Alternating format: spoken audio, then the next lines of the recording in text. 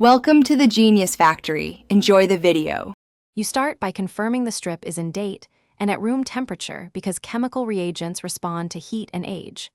Next, collect a midstream sample in a clean cup. This reduces contaminants that skew results. Once done, remove the strip by its handle, then dip vertically up to the max line for 2-3 seconds so reagents contact urine. Make sure not to submerge past the mark.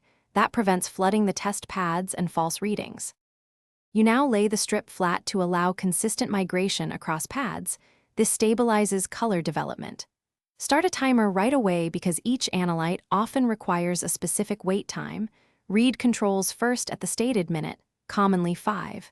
Then compare each test pad to the color chart. This tells you why a line means negative or positive for that drug. If a line is faint, treat the faintness as valid. Chemical reactions produce weaker pigment but still count. You finish by recording the result, test lot, and time because traceability matters for any follow-up. After recording, dispose of the used strip and sample as biohazard waste to prevent cross-contamination. If the control band is missing or results are inconsistent, repeat the test with a new kit and fresh midstream urine. Control failure indicates a defective strip or improper procedure. One key troubleshooting tip: if the sample is very